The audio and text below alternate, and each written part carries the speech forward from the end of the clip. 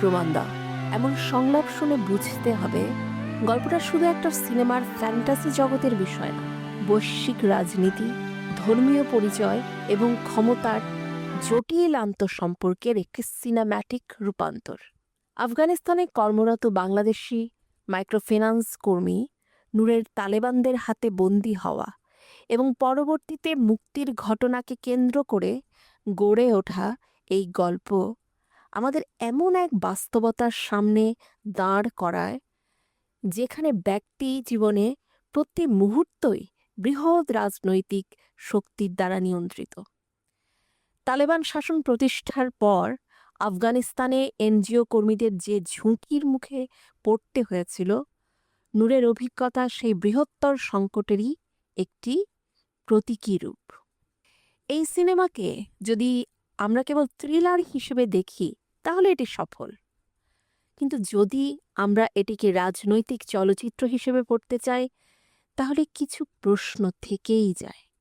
যেমন, তালেবানদের দ্বারা নূরের বন্দিত্বের কারণ স্পষ্ট নয়, মার্কিন ভূমিকার গভীর বিশ্লেষণ অনুপস্থিত, সহিংসতার উৎপত্তি নিয়ে কোনো সুস্পষ্ট অবস্থান নেই এবং সবচেয়ে গুরুত্বপূর্ণ বিষয়, সিনেমায় ভারতীয় প্রযোজকের উপস্থিতি আমাদের ভাবায়। কারণ দক্ষিণ এশিয়ার সাম্প্রতিক সিনেমায় মুসলিম চরিত্রকে মিলিট্যান্ট হিসেবে দেখানোর একটি রাজনৈতিক ট্রেন্ড তৈরি হয়েছে।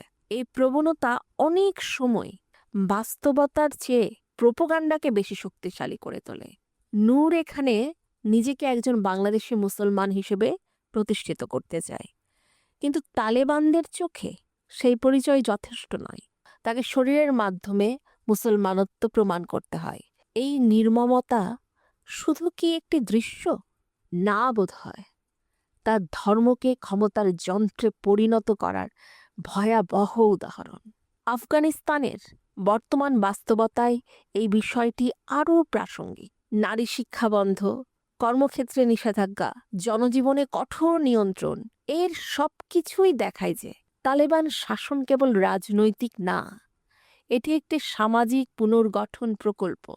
সিনেমায় ছোট্ট আফিয়ার বাল্যবিবাহ, নারীদের উপর নির্যাতন, এসব কোনো কল্পনা নয়, বরং বাস্তবতারই প্রতিফলন। কিন্তু সবচেয়ে গুরুত্বপূর্ণ প্রশ্নটা থেকে যায়, এই সহিংসতার উৎস কোথায়? সিনেমা এখানে নীরব থাকে।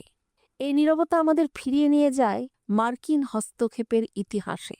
আফগানিস্তানের সোভিয়েত বিরোধী যুদ্ধে যেভাবে পশ্চিমা শক্তিগুলো মুজাহিনীদের সমর্থন দিয়েছিল, সেই ইতিহাসই পরবর্তীতে তালেবানদের উত্থানের পথ তৈরি করে। আবার ২০০১ সালের পর মার্কিন আগ্রাসন, রাষ্ট্র পুনর্গঠনের ব্যর্থতা এবং হঠাৎ প্রত্যাহার, সব মিলিয়ে এক দীর্ঘ অস্থিরতার চক্র। এই সিনেমাটি এই জটিল ইতিহাসকে সরাসরি না বলে না, কিন্তু তার ছায়া পুরো সিনেমা জুড়ে। সিআইএ, বন্দি বিনিময়, মুক্তিপণ, সবই সেই বৈশ্বিক শক্তির খেলাকেই ইঙ্গিত করে। নূর যখন বলে I have no connection with America, সেটা কি শুধু কি তার ব্যক্তিগত আত্মপক্ষ সমর্থন, নাকি এটি ছোট্ট রাষ্ট্রের মানুষের সেই চিরন্তন অবস্থান যারা বড় শক্তির সংঘাতে অনিচ্ছাকৃতভাবে জড়িয়ে পড়ে? অন্যদিকে রফিক নামের তালেবান চরিত্রটি যখন বলে ইট হ্যাজ ডিফারেন্ট সাইকোলজি, এই ডিফারেন্ট সাইকোলজি আসলে কি?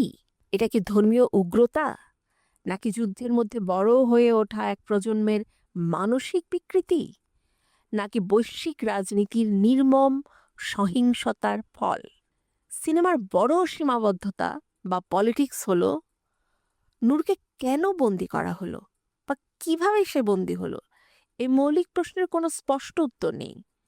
যদিও তালেবানদের বিভিন্ন স্বার্থ, যেমন মার্কিন বিরোধিতা, নেতার মুক্তির দাবি, মুক্তিপণ, এমনকি ১৯৭১-এর ইতিহাসের সঙ্গে ব্যক্তিগত প্রতিশোধ, এসব দিয়ে সংঘাত তৈরি করা হয়েছে, তবুও মূল কারণটি অস্পষ্ট থেকে যায়। অন্যদিকে দম শিরোনামটি একটি শক্তিশালী প্রতীক। হাডুডু খেলায় দম ধরে রাখার অভ্যাস থেকে শুরু করে জীবন মরণের লড়াইয়ে অন্যের দম কেড়ে নেওয়া, এই মোটিভ নূরের বেঁচে থাকার সংগ্রামকে গভীরতা দেয়। তবে তবে সবচেয়ে গুরুত্বপূর্ণ প্রশ্নটি আসে প্রয়োজনের জায়গা থেকে।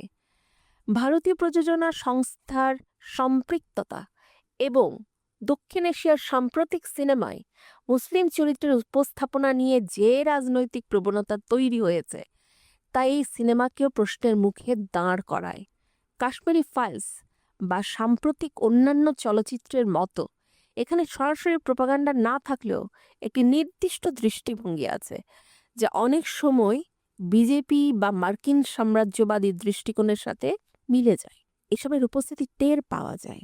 ফলে প্রশ্ন ওঠে, এই উপস্থাপন কি সত্যিই জনগণের কল্যাণে মৌলবাদকে সমালোচনা করছে, নাকি অন্য কোনো ফ্যাসিস্ট মতাদর্শকে জায়গা করে দিচ্ছে?